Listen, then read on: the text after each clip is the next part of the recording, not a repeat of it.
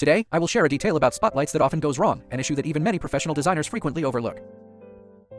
There is quite a lot of content, but I will try to cover it in 3 minutes. Once you understand the final point, you won't have major issues with mainless lighting.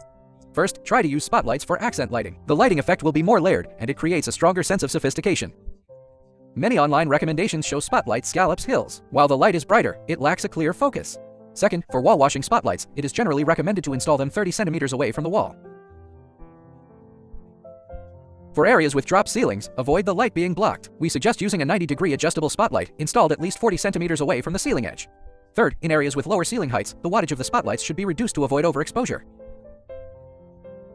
Fourth, the usage of downlights versus spotlights is also one of the most frequently asked questions. My advice is to consistently use spotlights for a more cohesive look. Spotlights of the same series generally come with different beam angles. The size of the beam angle determines the light spread. In this case, choosing a spotlight with deep anti-glare shielding and a wide beam angle offers great advantages. It achieves the general illumination of a downlight while keeping the fixtures glare-free, creating a cleaner, more premium look. Fifth, you must choose the appropriate beam angle. For task areas, a 24-degree beam angle spotlight is recommended. This helps focus light on key zones like dining tables, coffee tables, kitchen islands, and vanity sinks. For areas requiring accent lighting, a 12-degree or 24-degree spotlight is recommended, depending on the specific object.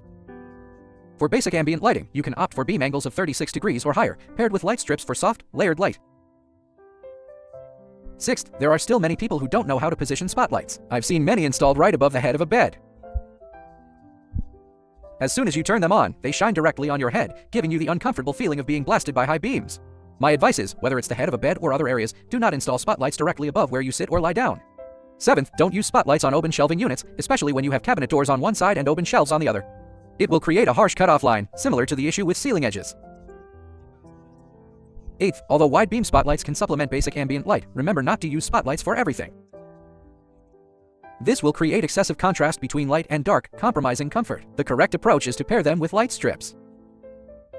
Ninth, it's recommended to cut the ceiling holes for spotlights right after the carpentry work is finished. Map out the fixtures and pre-wire in advance. 10th, when choosing spotlights, you shouldn't look at the color rendering index CRI alone. All other parameters must be considered holistically. As a reminder, high-quality fixtures with excellent chips usually perform well. I suggest opting for well-known brands.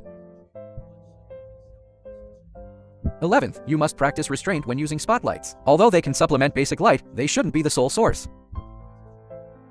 Using only spotlights will make the contrast too stark. We typically use spotlights for accent lighting, like highlighting sculptures or artwork. Washing walls is also a great option. More advanced techniques can express the interplay of light and shadow. While its application scenarios are vast, at its core, it still serves accent lighting. Well, that's it for this video. If you also want to design lighting for your home, our team can customize an exclusive lighting design for you. I'm Jackie. If you like this video, please remember to like, follow, and comment. Thank you.